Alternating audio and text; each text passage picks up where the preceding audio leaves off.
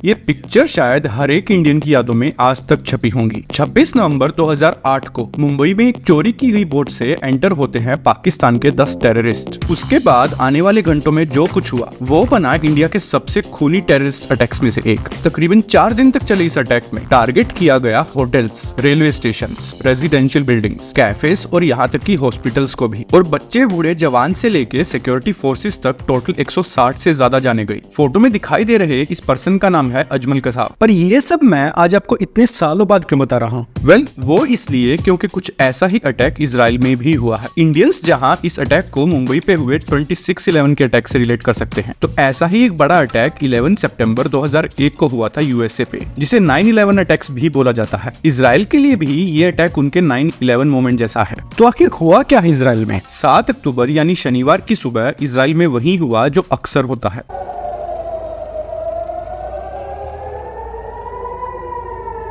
इस सायरन की वजह थी गाजा पट्टी से होती रॉकेट्स की बारिश। रॉकेट्स फायर करने वाले हमास ग्रुप का कहना था कि उन्होंने ऐसे 5000 रॉकेट्स फायर किए हैं इजराइल की तरफ। लेकिन इस बार ये अटैक बस इन रॉकेट्स तक ही लिमिटेड नहीं था। इसके बाद हमास मिलिटेंट्स ने अटैक किया इजराइल के साथ लगी बॉर्डर के चेक पॉइंट्स को। एक बार इन चेक पॉइंट्स को न्यूट्रलाइज करने के बाद दूसरे एरियाज की बॉर्डर फेंसिंग को डिस्ट्रॉय किया गया।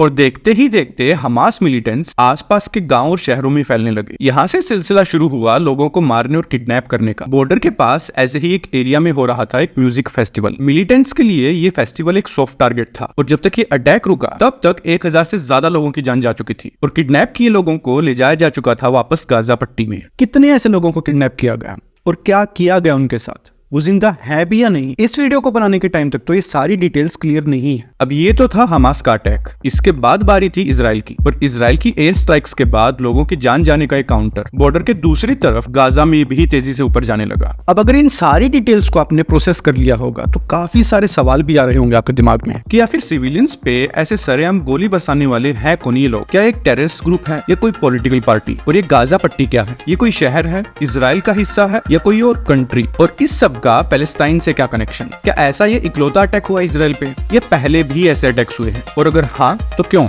और आखिर इस अटैक के पीछे वजह क्या थी?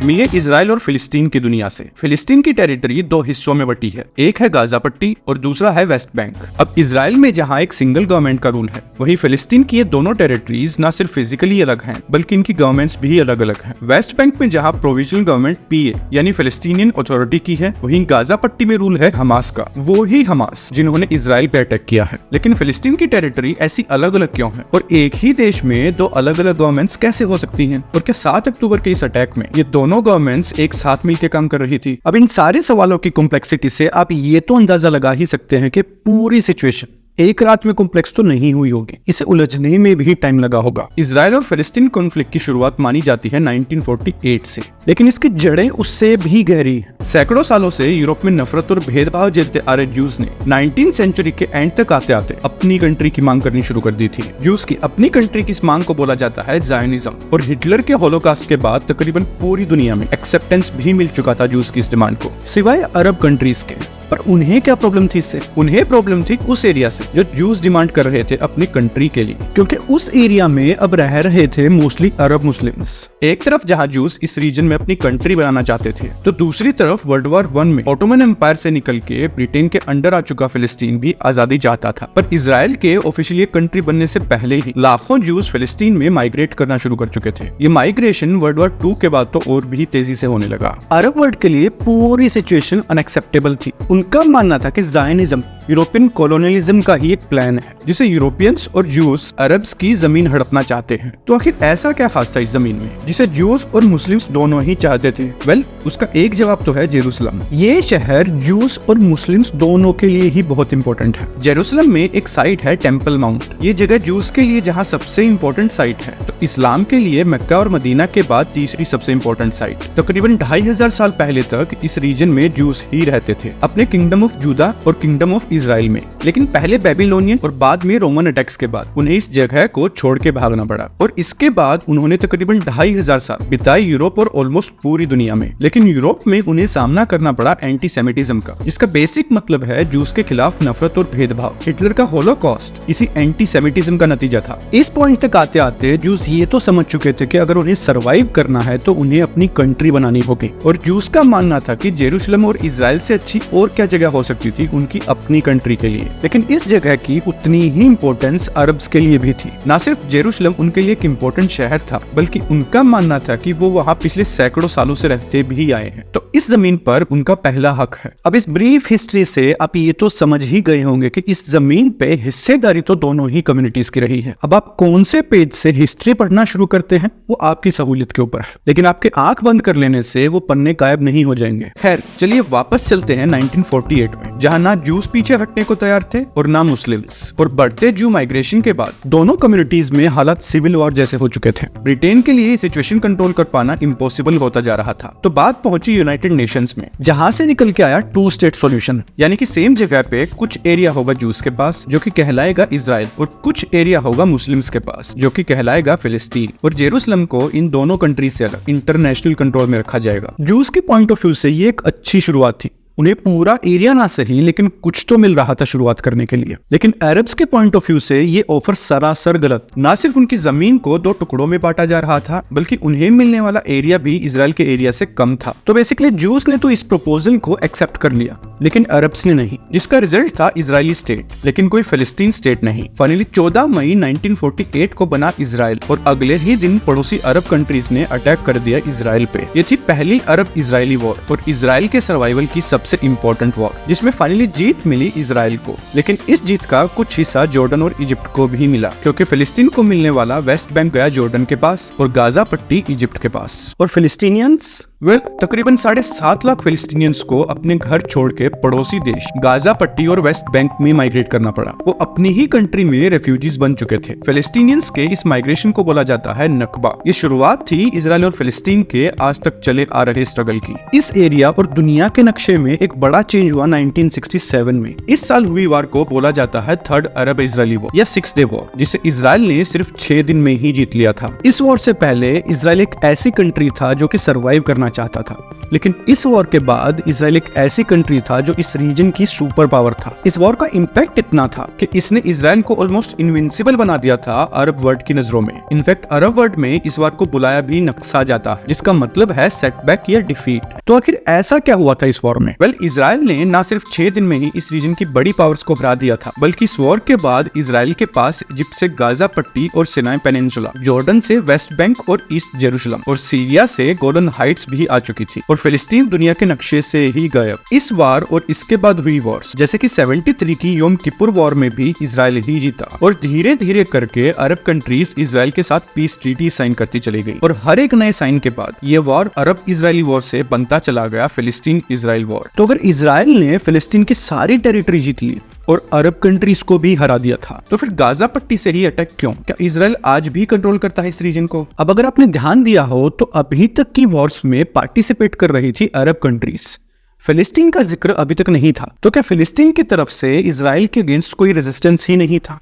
था, और एक ऑर्गेनाइजेशन से नहीं बल्कि मल्टीपल से। और इन्हीं में से एक वो ऑर्गेनाइजेशन है जिसने अटैक किया है इजराइल पे। इनमें सबसे पहली ऑर्गेनाइजेशन थी फतेह, जिसे बनाया गया था पहली अरब इजरायली वॉर के बाद। इसके फाउंडर्स में से एक थे यासिर अराफात, जो आगे चल के ग्लोबली पूरे फिलिस्तीन का फेस भी बने। ये ऑर्गेनाइजेशन वैसे तो सेक्युलर थी, लेकिन इनका गोल था इजराइल के अगेंस्ट आर्म्ड स्ट्रगल से फिलिस्तीन की आजादी। इसके बाद पिक्चर में आती है फिलिस्तीन की सबसे बड़ी ऑर्गेनाइजेशंस में से एक, PLO यानी फिलिस्तीन लिबरेशन ऑर्गेनाइजेशन। ये एक अम्ब्रेला ऑर्गेनाइजेशन थी दूसरी छोटे ग्रुप्स के लिए। इनफैक्ट फतेह ग्रुप भी इसी ऑर्गेनाइजेशन का मेंबर है और सबसे डोमिनेंट भी। आगे चल के यासिर अराफात ही इस ऑर्गेनाइजेशन के चेयरमैन बने। ये ऑर्गेनाइजेशन कई डेकेड्स तक वॉयलेंस में इन्वॉल्व रही, और इनके सबसे इनफेमस अटैक्स में से एक था म्यूनिक ओलंपिक्स, जहां PLO ने टारगेट किया इजराइल के एथलीट्स को। अब अब यहाँ तक भी उस ग्रुप का जिक्र नहीं है जिसने इजराइल पे अटैक किया है। ये ग्रुप है हमास, जिसकी शुरुआत होती है इसके बाद। अब 67 के वॉर के बाद से ही वेस्ट बैंक, जेरूसलम और गाजा पट्टी थे इजराइल के कंट्रोल में, लेकिन लोग तो अब भी वहाँ पे फिलिस्तीन के ही थे और इजराइल धीरे धीरे इजरायली सिटीजन्स को सेटल कर रहा था इन रीजन्स में। फिलिस्तीनियंस के लिए हालात और भी बुरे होते जा रहे थे और इस फ्रस्ट्रेशन का बांध टूटा 20 साल बाद। 87 में शुरू हुआ वायलेंस का ये दौर चला अगले 5 साल तक। इस दौर को बोला जाता है फर्स्ट इंतिफादा, जिसका मतलब है अपराइजिंग। हमास इसी दौर की पैदाइश था। गाजा पट्टी में हमास की शुरुआत हुई थी एक रिलीजियस चैरिटी के तौर पे, जो कि इजिप्ट की इस्लामिस्ट ऑर्गेनाइजेशन मुस्लिम ब्रदरहुड की फिलिस्तीनियन ब्रांच थी। लेकिन फर्स्ट इंतिफादा के शुरू होने के बाद उन्हें लगा कि उन्हें जरूरत है इजराइल से लड़ने की और शुरुआत हुई हमास की। पर 80s का दौर ही क्यों?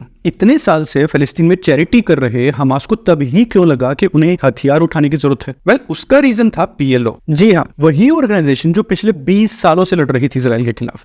लेकिन इतने साल की वॉयलेंस के बाद उन्हें समझ आ चुका था कि वॉयलेंस से कोई हल नहीं निकलेगा। और इसके बाद आई वो न्यूज जो हमास के लिए एक बुरे सपने के जैसी थी। पीएलओ के चेयरमैन यासिर अराफात ने जिनेवा में डिक्लेयर किया कि वो इजराइल के एग्जिस्टेंस को एक्सेप्ट करते हैं और वो वायलेंस को छोड़ के पीसफुल सेटलमेंट्स की बात करेंगे। हमास के लिए पीएलओ की ये डिक्लेरेशन अनएक्सेप्टेबल थी। और जरा आयरनी देखिए सिचुएशन की। एक तरफ फिलिस्तीन की सबसे बड़ी पार्टी हथियार छोड़ के बातचीत के रास्ते पे बढ़ रही थी, तो दूसरी तरफ एक चैरिटेबल ऑर्गेनाइजेशन हथियार उठा रही थी। इजराइल और फिलिस्तीन अपनी पूरी हिस्ट्री में पीस के इतने करीब पहली बार आए थे। ये टाइम था ओस्लो पीस अकॉर्ड्स का, जिसमें दोनों ही कंट्रीज एक दूसरे के एग्जिस्टेंस को एक्सेप्ट करके 2 स्टेट सॉल्यूशन को इंप्लीमेंट करने के लिए राजी हो गई थी। लेकिन हमास को ये डील नामंजूर थी और उनका रिस्पॉन्स इजराइल में सुसाइड बॉम्बिंग्स। आप इस सिचुएशन को इंडिया और पाकिस्तान के लेंस से भी समझ सकते हैं, क्योंकि इंडिया और पाकिस्तान में भी जब भी बात पीस की होती है तो कोई ना कोई टेररिस्ट अटैक और दोनों कंट्रीज के रिलेशंस फिर से रॉक बॉटम पे। हमास भी यही चाहता था कि इजराइल इस दिन से पीछे हट जाए और उनकी ये स्ट्रेटेजी असरदार भी रही। 2000 आते आते इजराइल और फिलिस्तीन के बीच की पीस नेगोशिएशंस पूरी तरह से खत्म हो चुकी थी। तो आखिर पीएलओ और हमास का क्या हुआ इस डील के बाद? क्या वेस्ट बैंक और गाजा पट्टी आज भी इजराइल के पास है, या पीएलओ के और या फिर हमास के पास? अब देखिए, ओस्लो अकॉर्ड्स के दौरान पीएलओ को मौका मिला फिलिस्तीनियन अथॉरिटी यानी पीए नाम की प्रोविजनल सरकार बनाने का। इंटरनेशनली फिलिस्तीन को आज भी पीए ही रिप्रेजेंट करती है। पीए को जहां फिलिस्तीन की ऑफिशियल गवर्नमेंट माना जाता है, वहीं हमास को मोस्टली कंट्रीज ने एक टेररिस्ट ऑर्गेनाइजेशन डिक्लेयर कर रखा है। अगर सब ठीक रहता तो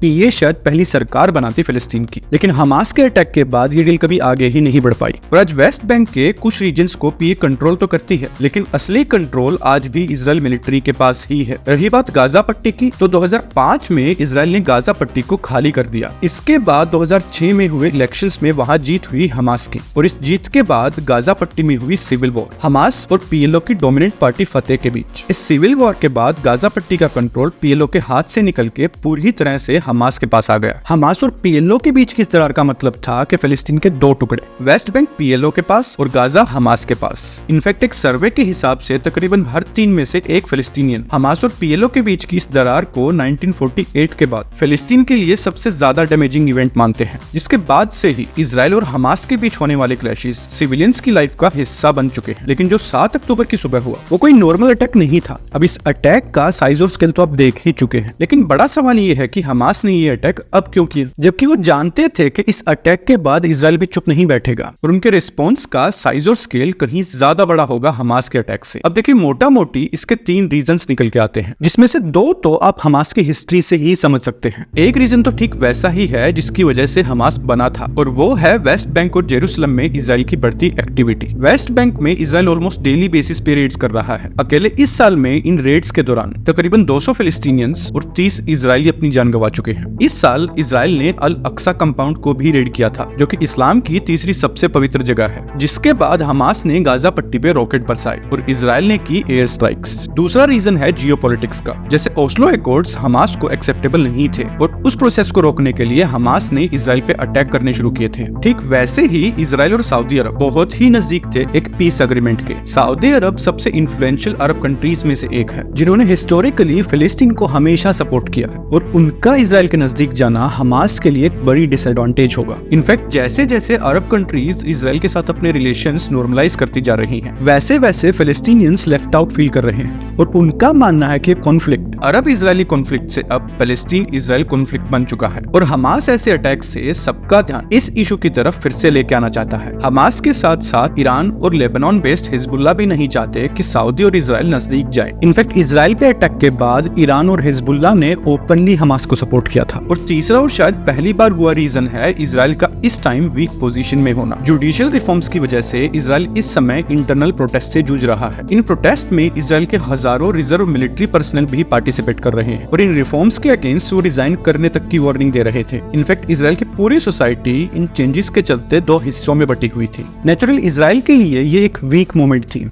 और हमास के लिए एक परफेक्ट टाइम था इजराइल को अटैक करने का। अब हमास ने तो इजराइल पे अटैक कर दिया और इजराइल भी गाजा पट्टी पे एयर स्ट्राइक्स कर ही रहा है, लेकिन फ्यूचर ऑप्शंस क्या है इजराइल के पास? इसे इजराइल की इंटरनल पॉलिटिक्स के पॉइंट ऑफ व्यू से भी समझना जरूरी है, क्योंकि इजराइल की तरफ से भी ये एक मेजर सिक्योरिटी फेलियर था और वो भी एक ऐसे पॉलिटिकल लीडर के अंडर जिन्होंने अपना पूरा करियर ही इजराइल की सिक्योरिटी को लेकर बनाया है और उन्हीं की सरकार के अंडर रिसेंट मेमोरी में इजराइल पे सबसे बड़ा अटैक हुआ है। तो ऐसे में कुछ ना करने का ऑप्शन तो है नहीं नेतन्याहू सरकार के पास। अब एक ऑप्शन तो उनके पास है कि वो हमास के मिलिट्री इंफ्रास्ट्रक्चर को डिस्ट्रॉय करने के लिए इजरायली आर्मी को गाजा पट्टी में भेजें, जिसमें इजरायली फोर्सेस एक लिमिटेड ऑब्जेक्टिव को पूरा करने के लिए अंदर जाएं, काम खत्म करें और वापस लौट आएं। लेकिन अंग्रेजी में एक कहावत है इसके लिए कि what doesn't kill you makes you stronger. मतलब ये कि इजराइल के इस ऑपरेशन के बाद हमास कमजोर तो होगा लेकिन खत्म नहीं। इनफैक्ट ऐसे किसी भी ऑपरेशन के बाद फिलिस्तीन और इजराइल की राइवल कंट्रीज से हमास को और भी सपोर्ट मिलेगा और टाइम के साथ हमास और भी स्ट्रॉन्ग बन के निकलेगा। या दूसरा ऑप्शन ये है कि हमास को खत्म करने के लिए इजरायली फोर्सेस गाजा पट्टी को फिर से अपने कंट्रोल में ले और तैयार हो जाए दुनिया की सबसे घनी सिटी में एक लंबी लड़ाई के लिए, जिसकी कीमत न सिर्फ हमास और फिलिस्तीनियन सिविलियंस को चुकानी होगी बल्कि इजरायली फोर्सेस को भी। इस स्टेप की न सिर्फ कीमत ज्यादा होगी इजराइल के लिए बल्कि उसके कॉन्सिक्वेंसेस को भी समझ पाना इस स्टेज पे ऑलमोस्ट इम्पॉसिबल है। अब इस रीजन का वॉर की तरफ बढ़ना कोई अच्छी खबर तो है नहीं, लेकिन उससे भी बुरी खबर ये है कि फ्यूचर में भी इस वॉर के रुकने के कोई हालात नजर नहीं आते। अब फ्यूचर में क्या होगा ये तो आने वाला टाइम ही बताएगा, लेकिन ये तो तय है कि पहले से ही दुनिया की सबसे बड़ी ओपन प्रिजन में रह रहे गाजा के लोगों की रातें और भी लंबी होने वाली हैं। अब ये तो थी पिछले 100 साल की हिस्ट्री, लेकिन जेरूसलम जैसी एक सिंगल सिटी में दो अलग अलग रिलीजन्स की सबसे इम्पोर्टेंट साइट्स कैसे हो सकती है? ये कोई इत्तेफाक है या कोई वजह है इसके पीछे? उसे समझने के लिए आपको थोड़ा और पीछे जाना होगा और उसके लिए आप चेक कर सकते हैं ये वीडियो, या फिर इंडिया पे इम्पैक्ट को समझने के लिए ये वीडियो।